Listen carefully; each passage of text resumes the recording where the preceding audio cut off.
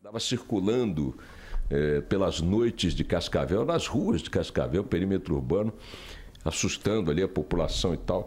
Consta que, ao ser presa, ela disse: eu estava a caminho de Brasília, com o nosso apoio, né? Para ver se devoravam a meia dúzia por lá. Bom dia, Luiz Megali, bom dia, Jonas Trapton, no Café com o Jornal. Sintonize agora a TV Bandeirantes ou o Band News TV. Quem é que está lá no Band News TV? Cadê meu papelzinho? Achei meu papelzinho. É a Roberta Russo? Patrícia Rocha. É Patrícia Rocha? Patrícia Rocha. Um abraço, Patrícia Rocha, para você. Bom dia. Sintoniza agora o Band News TV, a TV Bandeirantes. Você terá as imagens ao vivo aqui nos estúdios da Band News FM em São Paulo. Duas notícias rápidas aí sobre o xadrez eleitoral. Ontem, o Bolsonaro, segundo os jornais estão noticiando hoje, teria desistido de usar a vaga de vice-presidente em sua chapa para... que serviria para uma ampliação de alianças rumo a partidos ali que estariam namorando uma conversa com o PSL, que é o partido dele, e preencheu ou anunciou o preenchimento ali, deu a entender que a chapa, a vaga de vice-presidente na sua chapa será preenchida por um general. Os jornais estão especulando desde ontem que este general será o Augusto Heleno, que foi comandante da missão do Brasil, da paz do Haiti e tal, já ocupou lá também. Creio que o Heleno já foi comandante militar da Amazônia também.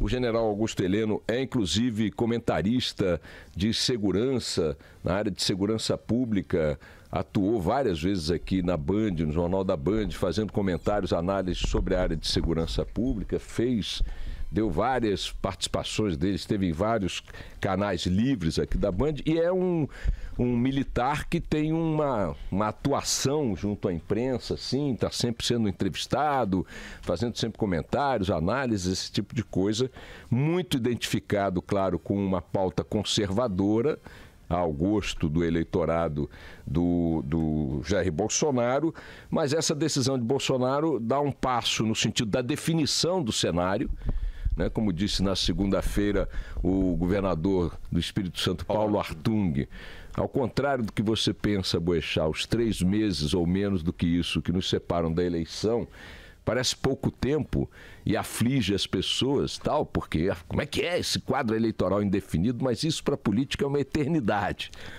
E, de fato, tem uma visão aí, para quem está no meio, na profissão da coisa, que acha que 3 meses é muito.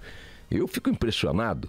Como é que definições tão pétreas para o destino do país, como saber, afinal de contas, quem vai se aliar ao PP, quem vai se aliar ao PR, quem vai se aliar a partidos que estão profundamente atingidos aí, ao MDB, né, que profundamente atingidos ao PT, atingidos por denúncias, por isso, por aquilo, mas que tem no seu discurso algumas definições ali, muito tênues às vezes, de uma linha política, uma linha ideológica, quem vai ficar com quem?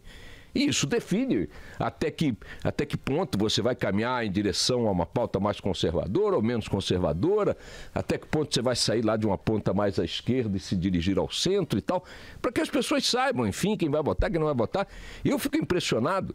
Como disse outro dia um articulista, acho que no estado de São Paulo, no Globo, na Folha, não me lembro, dizendo o seguinte: olha, não é por desconhecer quem são os personagens ou os programas partidários, né, ou a linha ideológica, se é que pode haver alguma linha ideológica nos partidos brasileiros, não é por desconhecer esses parâmetros que as alianças não estão sendo dadas. Todo mundo já sabe quem é o Bolsonaro, quem é o PP, quem é o PR, todo mundo já sabe quem é o Ciro, quem é o PT, quem é o PCdoB, quem é o PSOL, quem é o DEM, quem é o PSDB. O que estão esperando? Então, não é uma composição, como diz o governador Artung, 3 meses na política representam uma eternidade. Mas na percepção do cidadão que paga por tudo, inclusive pela ação política no Brasil, é um escândalo que os políticos ainda estão discutindo o quê? Estão discutindo o quê? O que o PT poderia estar discutindo, digamos, com o DEM?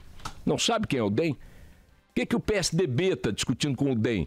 O que o Bolsonaro está discutindo com o PR ou com o PP? Não sabe quem são? E o Ciro?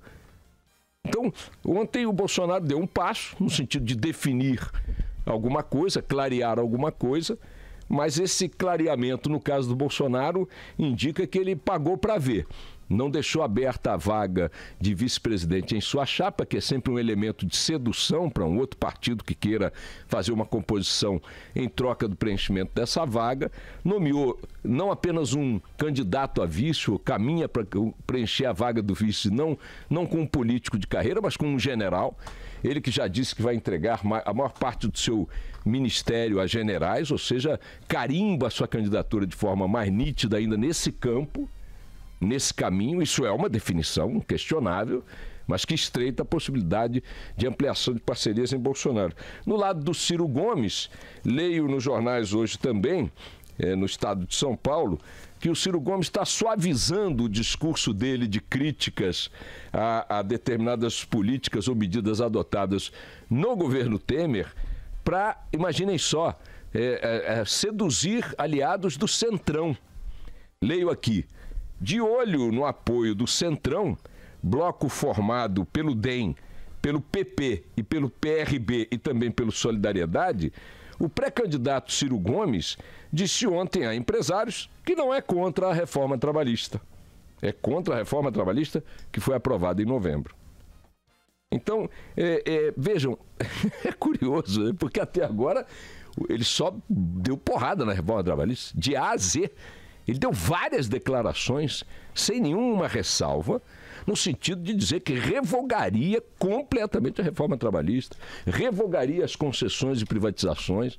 Mandou uma carta para a Boeing ontem, dizendo, estou lendo aqui nos jornais, na Folha também, no Globo, Ciro mandou carta para dirigentes da Boeing e da Embraer, orientando-os a não consumar o acordo anunciado no início do mês, que prevê venda de 80% da Embraer para a Boeing. Ciro disse o seguinte, que se for eleito vai cancelar essa porcaria toda. Ou seja, ele sabe exatamente o tipo de público que quer atingir com esse discurso. É o público que ele tem focado desde o início. Mas sabe como é que é? Se o DEM der ali um sinalzinho de que dá os minutinhos de televisão para ele, ele vai lá e acerta com o DEM. Se o PP... E aí, claro, como esses partidos têm outro tipo de discurso, outro tipo de interesse, outro tipo de projeto para o país, aí ele... Bom, então vamos fazer o seguinte, eu mando uma carta para a Boeing hoje e agrado um pouquinho aqui à esquerda, amanhã eu faço um acordo com o DEM e aí amenizo um pouco essa nova postura aqui e tal, e aí agrada um pouquinho à direita e tal. No caso do Bolsonaro, houve uma definição que não lhe permite ampliar as alianças, porque preencheu a vaga de vice com um general, e no caso do Ciro, a indefinição continua no sentido de não saber exatamente com quem ele vai casar, com quem será, a esquerda ou a direita. Os dois movimentos, importante chamar a atenção, não ampliam clareza para a população em relação a muita coisa. No caso do Bolsonaro, um pouquinho. Então, olha aqui, Bolsonaro vai nessa linha mesmo. No caso do Ciro, amplia a confusão. Afinal de contas, o Ciro é o Ciro contra a reforma ou a favor da reforma? Contra as privatizações ou a favor das privatizações? É um mano cravo ou está na ferradura? E os dois mais partidos ausentes hoje do noticiário em relação às suas definições, o quadro continua muito confuso. Só para não deixar de fora, o diretor-geral da Agência Nacional de Saúde, um outro assunto, Rodrigo Aguiar, disse que a agência vai continuar insistindo na aprovação daquela regra que permite aos planos de saúde cobrarem até 40% do valor dos procedimentos médicos de seus segurados, de seus clientes. É uma atitude escandalosa que chocou os milhões de portadores de planos de saúde, que o Supremo vem de suspender com uma liminar, mas que a Agência Nacional de Saúde, assim como agiu em relação aos aumentos muito acima da inflação para os planos, está se posicionando no sentido de defender os interesses dos planos. Vejam como essa Agência Nacional de Saúde, lotada de indicados políticos, quem manda ali dentro é o Eunício de Oliveira, é o grande dono dos cargos na direção da Agência Nacional de Saúde. Tem mais um cargo disponível de diretor. O movimento também está no mesmo sentido, ali de colocar um indicado de políticos do Senado, etc. e tal. E a prática dessa agência tem sido esse desastre que vocês estão vendo. Ela não é uma agência nacional de saúde. Ela devia mudar de nome, de sigla. Ela tem que se transformar em ANPS, Agência Nacional dos Planos de Saúde. Viu a frase, Boixá? Não. Não somos um órgão de defesa do consumidor. Não. Frase do diretor da ANS. Claro que não. Não é o consumidor que acerta os esquemas ali dentro. Vamos nessa, minha gente.